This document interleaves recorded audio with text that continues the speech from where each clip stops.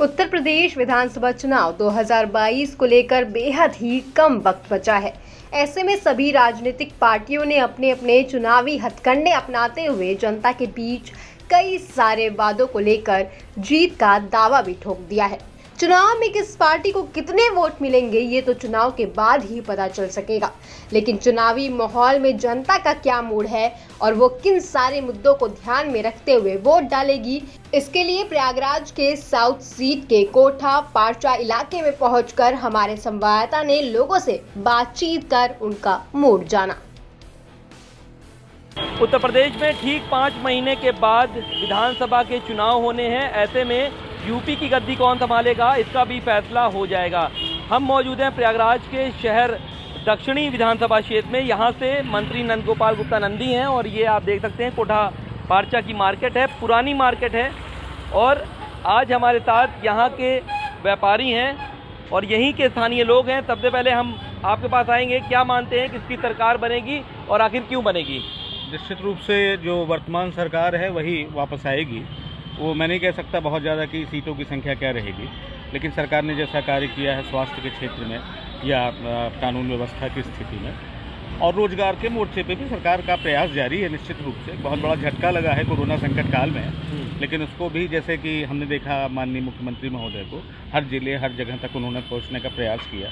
तमाम तरह की टीमें गठित की, एक्सपर्ट्स की, टीम 11 रही, फिर टीम 9 और तमाम इस तरह के। तो निश्चित रूप से भाजपा सरकार। लेकिन ये लोग कह रहे हैं बाबा के राज में बाबा की हत्या। अब ये इनका स्वयं का अपना विचार है, मैं मान सकता हूँ। देखिए कहीं न कहीं तो कुछ कमियां सभी में रहती हैं। योगी आदित्यनाथ की सरकार आप कह रहे हैं? हाँ, मुझे ये बिल्कुल। आप क्या मानते हैं किसकी सरकार बनेगी और आज क्यों बनेगी?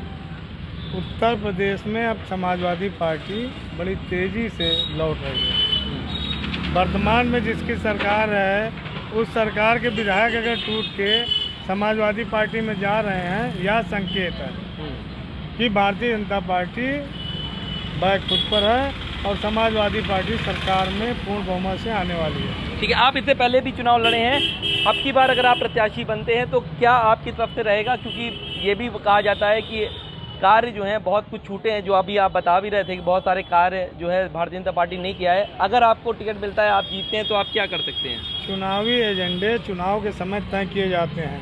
हमारे दिमाग में सब कुछ है, इलाहाबाद दक्षिणी के विकास के बारे में, इलाहाबाद के विकास के बारे में।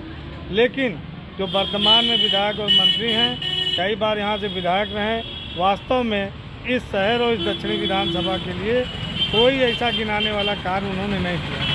हो सकता है किसी गली का पुनरुद्धार कर दिए हों, हो सकता है कि जो केंद्र सरकार ने बजट दिया सीवर के बजट में, जहां यहाँ पर सीवर 10 फीट नीचे था, 8 फीट नीचे था, उसको 2.5 फीट नीचे कर दिए हैं। जहां 8 इंची का पाइप लगा हुआ था वहां 3 इंची का पाइप लगा दिए हैं। इस तरह से घोटालेबाजों की यह सरकार है। घोटालेबाजों की सरकार है।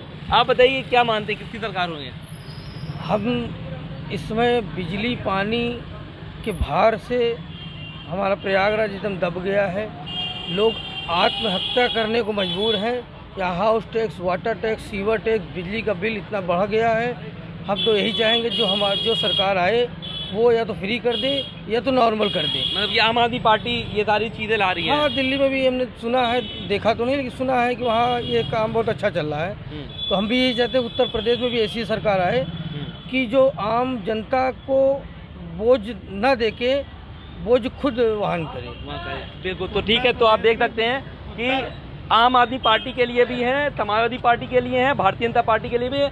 जी आप कुछ कह रहे थे? उत्तर प्रदेश में बिजली उत्पादन की जो भी इकाइयाँ लगाई गई समाजवादी पार्टी की द्वारा लगाई गई, मुलायम सिंह यादव मुख्यमंत्री थे, उनके कार्यकाल में जो भी विद्युत परियोजनाएं चालू हुई उसकी आज देन है कि उत्तर प्रदेश में पर्याप्त बिजली है और लोग बिजली से संतुष्ट हैं। ठीक है, तो मतलब कि बिजली से संतुष्ट हैं और उत्तर प्रदेश में। अखिलेश जी आपकी क्या मांग है, किसकी सरकार आनी चाहिए, क्यों? हम तो चाहते हैं कि इस बार जुमलेबाजी की सरकार खत्म होनी चाहिए। इस तरह धोखा दिया जा रहा है कि अंधभक्तों को भी समझ में नहीं आ रहा है। आप अनाज तो फ्री बांट दिए हो, और गैस का दाम 1000 कर दिया है। आदमी बनाएगा और पकाए किस पे?